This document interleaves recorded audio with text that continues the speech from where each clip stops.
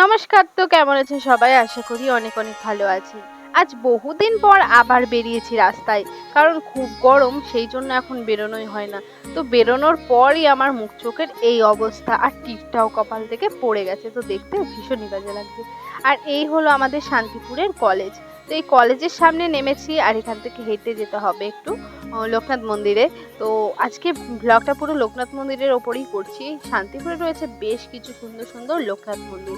তো সেই সবই আপনাদের দেখাবো। তো চলুন লোকনাথ মন্দিরের দিকেই যাই। আর লোকনাথ মন্দিরের দিকে যেতে যেতে মাতা আগমেশ্বরীর মন্দিরটাও আমি আপনাদের দেখিয়ে দেবো। তো যারা দেখেননি তারা একবার দেখে নেবেন। তো শান্তিপুরের আগমেশ্বরী মাতা যে কতটা বিখ্যাত, জগৎ বিখ্যাত, আপনারা হয়তো অনেকেই জানেন। আর যারা জানেন না তারা অবশ্যই আজকে জেনে নেবেন। তো এই হচ্ছে সেই আগমেশ্বরী মাতার মন্দির। তো দূর থেকে দেখতে ভীষণই ভালো লাগছে। আর কাছে যাওয়া সম্ভব হয়নি কারণ রোদ, আর এটা দেখতে একটুখানি লাগলেও বেশ রাস্তা থেকে অনেকটাই। আর যেহেতু অনেক হেঁটেছি তাই এইটুকুনি আর আমার এনার্জি ছিল না, তাই দূর থেকেই আপনাদের দেখিয়ে দিলাম। পরে কোনো একদিন আবার আসবো আর কাছ থেকে দেখাবো। আর এইখানে আগমেশ্বরী মায়ের পুজোর আমার পেজে অলরেডি একটা ব্লগ রয়েছে, তো আপনারা চাইলে সেটা গিয়ে দেখতে পারেন। তো এই যে চলে যাচ্ছি এই আগমেশ্বরী মায়ের মন্দিরের সামনে দিয়ে। তো অনেকটা রাস্তায় হেঁটেছিলাম কারণ টোটো পাচ্ছিলাম না। তো কি করব, হাঁটতেই হবে। আর এই চলে এসেছি লোকনাথ মন্দির। তো লোকনাথ মন্দিরের আগে থেকেই দেখলাম ভীষণ ভিড় আর অনেক মেলাও বসেছে, মানে ছোটখাটো অস্থায়ী অনেক দোকান, মানে ভীষণ ভালো লাগছিল। বিকালে হয়তো আরো বাড়বে, এখন রোদের মধ্যেই বেশ কিছু দোকান বসেছিল। এই যে দেখুন, আইসক্রিম, বাচ্চাদের খেলনা, তারপরে বাদাম, ওদিকে রোল টোলের দোকানও ওই দিকটা করে বসেছিল, কারণ মন্দিরের সামনেই একদম আজ জিনিস বসবে না, তো মন্দির পেরিয়ে গিয়ে ওগুলো বসেছিল। আইসক্রিমের দোকানটা যদিও বেশি ছিল, এই গরমে তো আইসক্রিমে মানুষের একটা আলাদাই ঝোঁক, তো সেই জন্য আইসক্রিমের স্টলটা একটু বেশি ছিল। এই হচ্ছে মন্দির। তো মন্দিরের সামনে দেখুন কি পরিমাণে জুতো, মানে কত লোক এসছে জানেন। মন্দিরের ভেতরে ঢুকে গেলাম। আর এই মন্দিরটা বাইরে থেকে আমি দেখেছি, এরকম পুজো বা অন্য সময় আমি আসিনি, আজকে প্রথম। তো শ্রী শ্রী লোকনাথ ব্রহ্মচারীর মন্দির এটা। আর আমরা ভেতর দিকে চলে যাচ্ছি। মন্দিরটা কিন্তু ভীষণ বড়। আর মন্দিরটা যেহেতু পুরোটাই সাদা, তাই আলাদাই একটা সৌন্দর্য লাগছে। আর খুব সুন্দরভাবে কিন্তু সাজিয়েছে আজকের দিনে।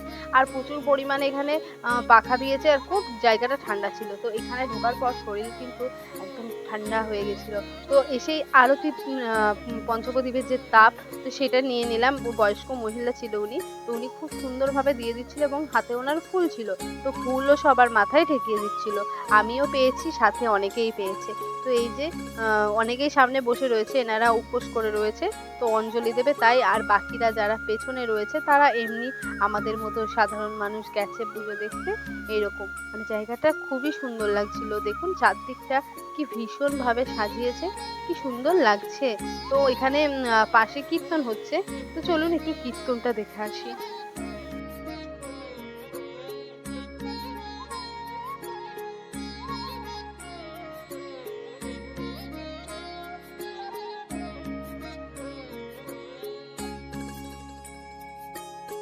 কীর্তনের এখানে আসতেই দেখলাম কি ভীষণ ভিড়, কোনো মতেই ভেতরে যাওয়া সম্ভব না। তো আমার যেহেতু ঠাকুর দেখতে হবে আর আপনাদেরও দেখাতে হবে, তাই আর কি করব, এই ভিড় ঠেলেই আমি কিন্তু একদম সামনে চলে গেছিলাম। কি পরিমাণে সবাই নাচছে দেখছেন, কি সুন্দর সব আনন্দে রাধারানীর নাম, শ্রীকৃষ্ণের নাম করছে আর নাচছে। এই যে দেখুন, আমি একদম সামনে চলে এসেছি। আর একটু পরই কিন্তু আমি একদম সামনে ঠাকুরের সামনে চলে যাব। তো ইনি মালসা ভোগ দিয়েছিল, তো মালসা ভোগটা উনি নিয়ে যাচ্ছে। আর সেই টাইমে আমি একটু ফাঁকা পেয়েছিলাম আর আমি চলে গেছিলাম একদম সামনে। এই যে দেখুন কত মালসা ভোগ দেওয়া হয়েছে, কি সুন্দর লাগছে। যেহেতু আজকে ভোজন কীর্তন হচ্ছে, তো সেই জন্যই এত মালসা ভোগ দিয়েছে। আর এই যে ইনি কি সুন্দর ঠাকুরের নাম করছিল, ও তো ভীষণ ভালো লাগছিল। আর সবাই জয় জয় দিচ্ছিল, কারণ কীর্তনটা এই মুহূর্তেই সমাপ্ত হবে, তাই সমস্ত দেবদেবীকে জয় দিয়ে শেষ করছে আজকের অনুষ্ঠানটা। আর মানে কি বলবো, কি সুন্দর করে সাজিয়েছে, দেখতে কিন্তু ভীষণ ভালো লাগছে দেখুন। আর প্রত্যেকটা মালসার সাথে একটা করে কিন্তু ডাবও দিয়েছিল। তো এগুলো হচ্ছে এখানে সাধারণ মানুষ দিয়েছে। তো যাদের যাদের মানে ইচ্ছা হয় মালসা ভোগ নেওয়ার, তারা টাকা দিয়ে যায় আর তাদের এরকম মালসা ভোগ দেওয়া হয়। আর মালসা ভোগ দেওয়ার পর জয় দিয়ে অনুষ্ঠানটা শেষ করে আমাদের সবাইকে এই যে দিয়ে দিচ্ছিল চরণামৃত। তো এই চরণামৃত একটু করে নিয়ে নিলাম, মানে মা নিয়েছিল আমাকেও একটু দিল, ব্যাস দুজন মিলে খেয়ে তারপরে বসে পড়লাম। এই যে এখানে কত লোক বসেছে দেখুন খিচুড়ি খাওয়ার জন্য। তাই আমরাও আর দেরি না করে বসে পড়লাম ঠাকুরের একদম সামনেই। জায়গা আর অন্য জায়গায় আমরা পাচ্ছিলামই না। কিছুক্ষণের অপেক্ষার পরই চলে আসলো খিচুড়ি। তো খিচুড়িটা খুবই মিষ্টি ছিল, খেতে কিন্তু ভীষণ ভালো লাগছিল। আর তার সাথে দিয়েছিল আলুর দম। তো আলুর দম খুবই অল্প দিচ্ছিল, কিন্তু যেটুকু দিচ্ছিল ব্যাস ভালো টেস্টি ছিল, ভালো লাগছিল।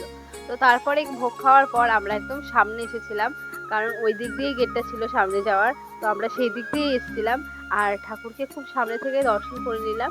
আর তারপরে সাইড গেট দিয়ে আমরা বেরিয়ে গেলাম। আর এদিক দিয়ে খুব শর্টকাটে আমরা চলে এসেছিলাম, ওদিক দিয়ে নয়তো খুব ভিড় ছিল।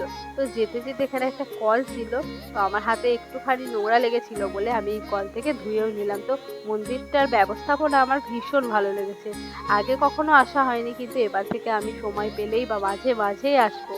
আর অন্য একদিন আমার আসার ইচ্ছা আছে, যাতে আপনাদের পুরো এখানকার কিভাবে মন্দির করলো বা কি কাহিনী সবটা জানবো আর আপনাদেরও জানাবো। আর এইখানে দেখুন কি পরিমাণে ধূপ জ্বালিয়েছে, মোমবাতি জ্বালিয়েছে বলুন তো। বিশাল এলাকা জুড়ে মোমবাতি ধূপ সব পড়ে রয়েছে। আর আমরা তারপরেই চলে এসেছি টোটোয়, আর টোটো করে যাচ্ছি আরো একটা লোকনাথ মন্দিরে। এই মন্দিরের ভিডিওটা আপনারা পরের ভিডিওতে দেখতে পারবেন। তো আজকের মতো এই ভিডিওটা এখানেই শেষ করলাম। সবাই ভালো থাকবেন, সুস্থ থাকবেন, আর অনেক অনেক অনেক অনেক এরকম ভালোবাসা আমাকে দিতে থাকবেন।